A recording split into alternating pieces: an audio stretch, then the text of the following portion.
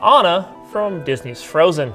So, as with any of these drawings, we're going to start out with a circle. Best way to draw a circle is use your whole arm. Shoulder naturally rotates, so we'll practice really quick.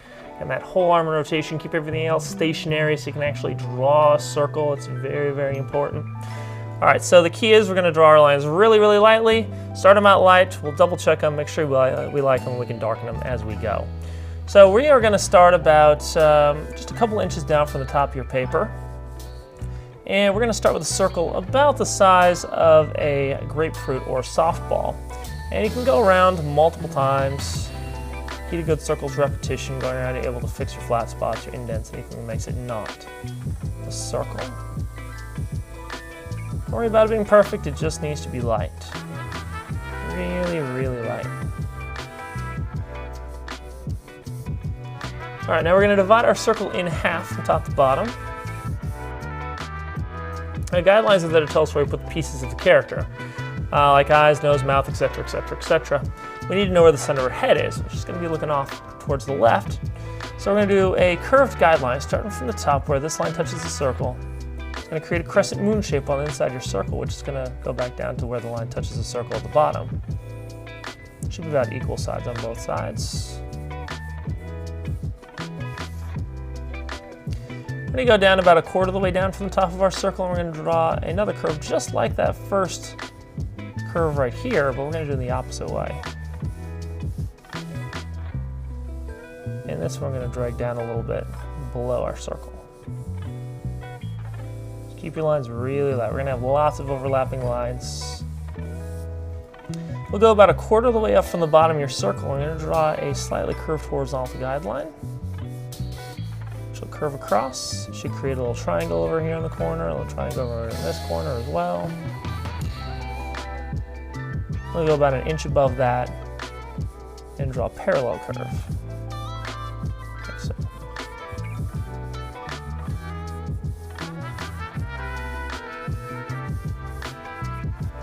All right, we're going to use some measuring next. We'll use our thumb and our index finger, measure from this bottom horizontal line to the bottom of the circle, like so. And keep your hand just like that. Slide down so your index finger touches the bottom of your circle, and where your thumb lands, you will draw a line. That's going to help us line up that chin. All right, now we're going to start to carve her face out of this.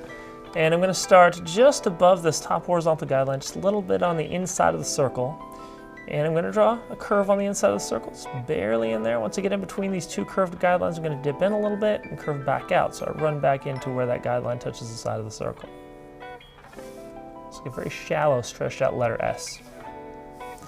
Then we go down just below the circle, curve inwards, and down to that line. This is her cheekbone right there, so you want to keep it really light in case you give her the mumps or something. You want to be able to fix that later.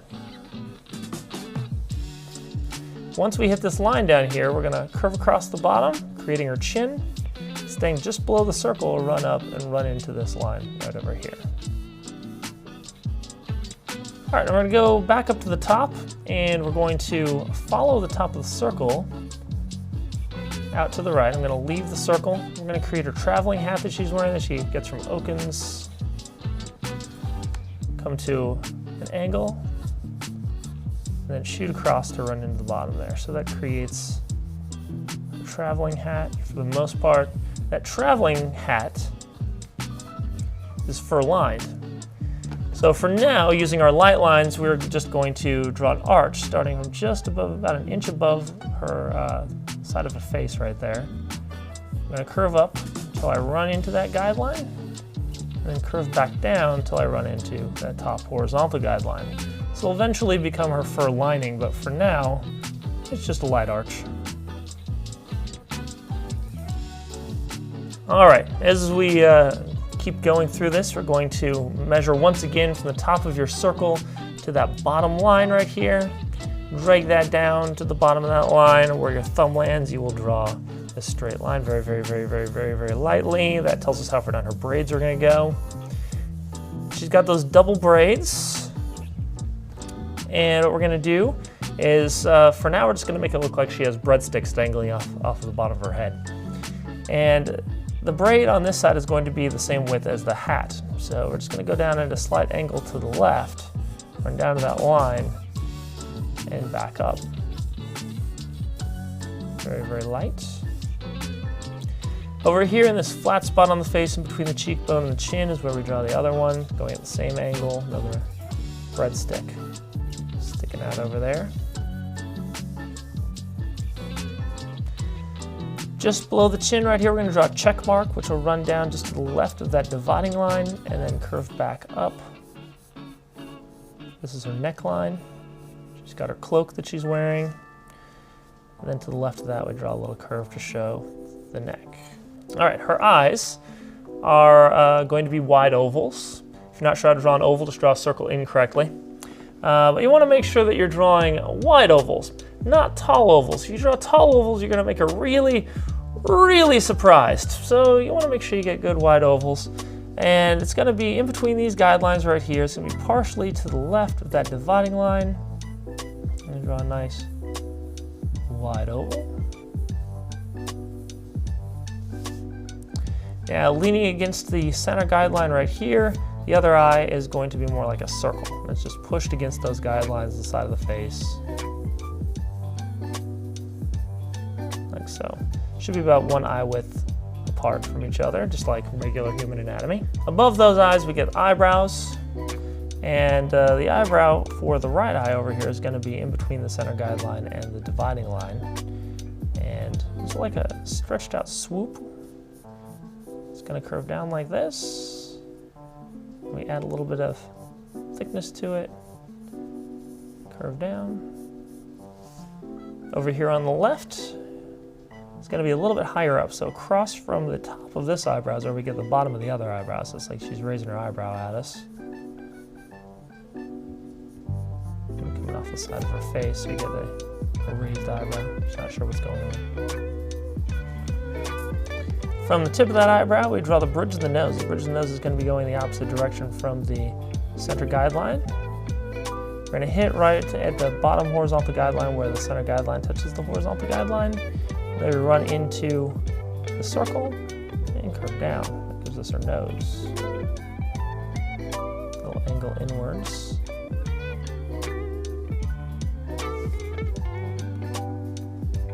So I'm going to go in a little bit to from the nose. The bottom of the circle and draw a little curve for a nostril with a curve around it, which will run into that guideline right there.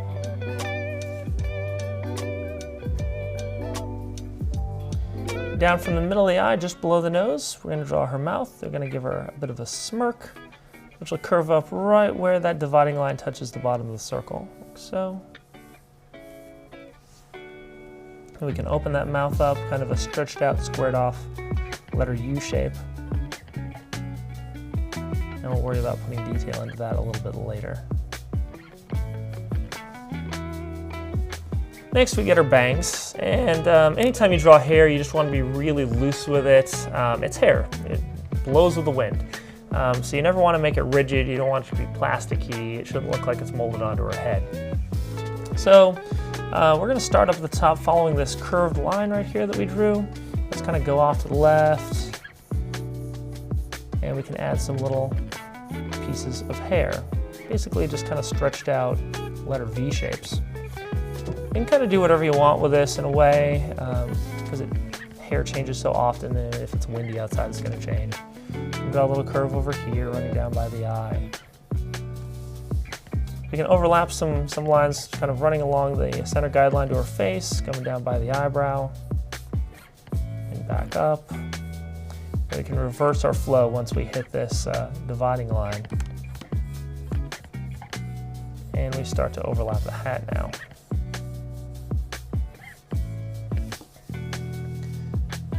Now we can pull the extra little curve across the top here into the hat to just show a little more where the hair is kind of stretched down into her braids. So there's a little bit of space in there. And you can go in and you can adjust things as you go if you notice that you need to pull things over a little bit. All right, now we hop in with some darker lines. And we can just go back over the hair. So once you're happy with the hair at the top for the bangs, then you can go and trace back over it. It's going to be very uniform at first. not really going to look that much like hair.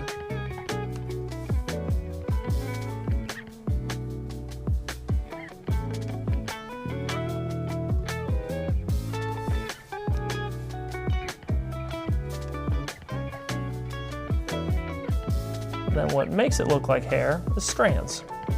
Let's go in there and add some strands. And you can have them, you know, leaving the rigidness of the bangs. That's really what you need to do if you want to make something look like hair. You add strands.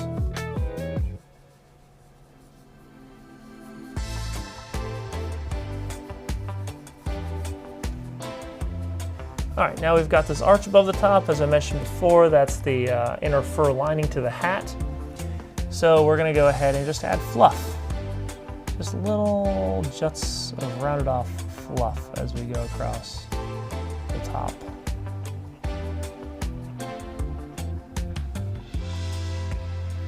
I'll be really fluffy with it. Now we can get the hat.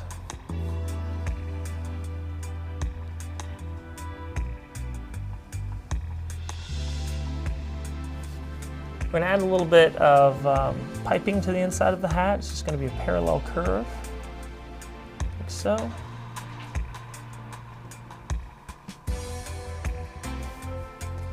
Then go back and look over the face, make sure there's nothing you need to change about it before we make it permanent. If you did make it look like she has the mumps, you want to be able to fix that. So go in there and trace back over the outline of the face once you're happy with it. Take your time with it if you really need to.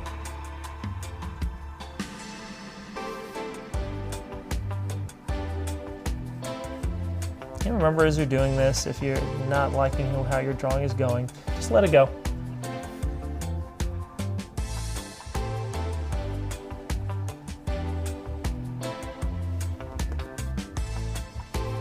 We can pop down and work on the braids next. With braids, everybody's seen braids. Don't overthink it too much. It's a lot easier than it looks like it should be. So we're gonna go up to the top and I'm gonna draw, so we get this kind of walnut shape kind of pushed up underneath of the hat right there. And now we start to build the braid. Of course, with a real braid, you're kind of going back and forth with the hair. This is all just about repetition.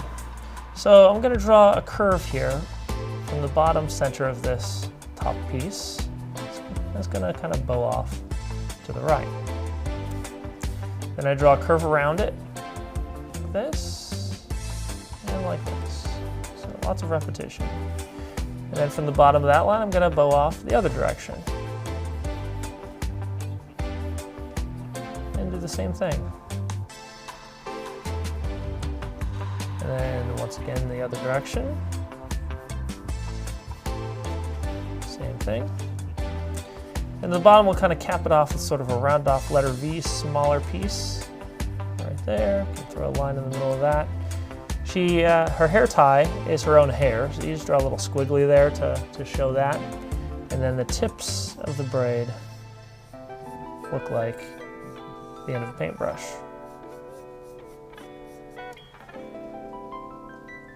And over here we do the same thing. We're taking off from about this little notch of braid, though, because of the angle. And so we can actually start curves on this side, like that.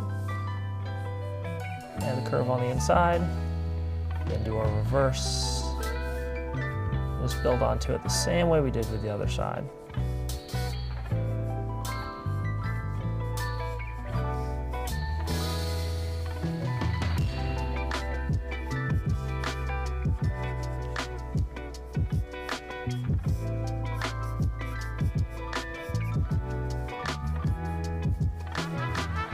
All right, then of course, to make it look like it's hair, we add the strands again. Just lots of little strands on it. It's amazing what you can do by just kind of scribbling in there. Of course, on the left braid, she has that white streak that was thanks to Elsa.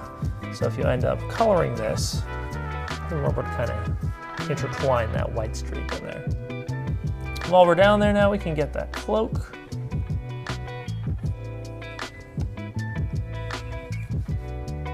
side of the neck, and we can do a parallel check mark shape. Now we tackle the facial features. And we're going to go up to the eyes. And we're going to darken the top curve of the eye. We're going to thicken that up. Just add the mascara in there and thicken that up.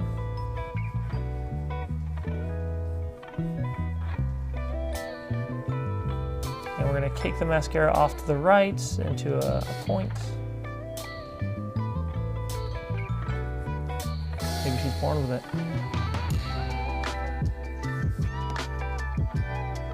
Maybe we can use a thinner line to finish the bottom. And then we add the eyelid across the top, which is just a little curve across the top. On the inside of that, we're going to draw the iris and the pupil, and whenever you draw iris and pupil, you always want to draw the whole shape. That's very, very important. You don't want to get lazy with that. If you draw half circles or slanted lines, you will make your characters cross-eyed or lazy-eyed or cause their eyes are only the back of their head. Generally, you don't want that, so this time, though, you're drawing smaller circles, so you use your wrist and your fingers to get it. You're still using your shoulder. Your shoulder is going to be pushing the rest of your arm up. But you're using your wrist and your fingers to get the smaller circle in there. We're going to take up a good portion of that eye with the iris.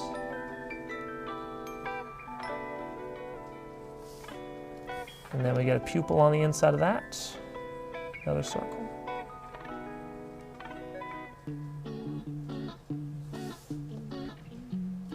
Add a glimmer of light in there, then fill in the pupil around it.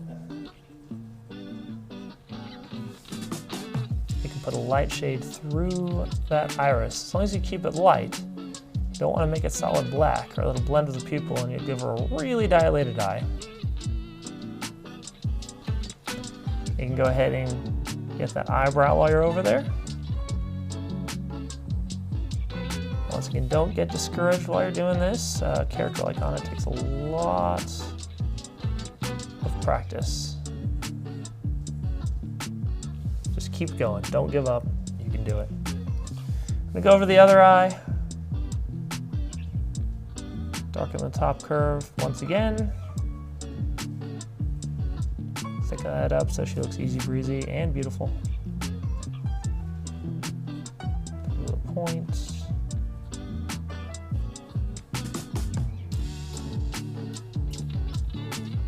Get the eyelid. Now on this eye with the iris and the pupil, it's going to be partially masked just because her head is turned away from us, so we get a different angle. So you still want to see the whole thing, that's important. So you pencil it in really, really light. And then of course you darken the part and the whites of the eyes. You always want to take your time though when it comes to placement of your iris and pupils. Get the pupil on the inside. Glimmer of light, fill it in, and shade that iris. We can pop up and get the eyebrow now.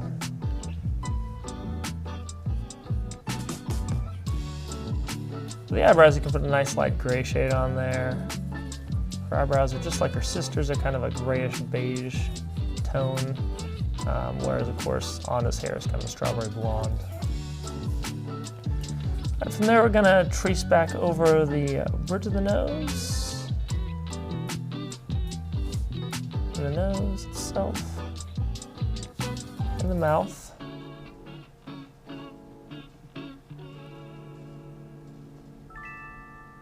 Add a little curve in the corner.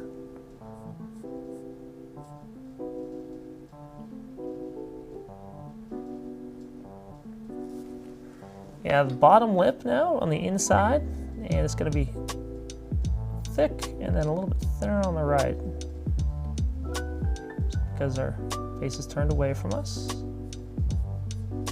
Then we get the upper lip over here.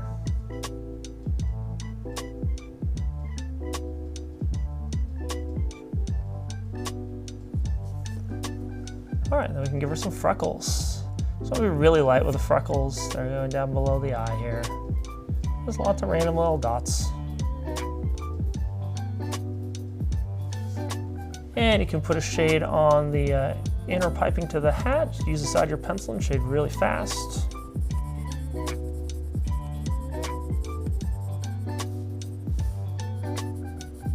And then this area down here for the cloak.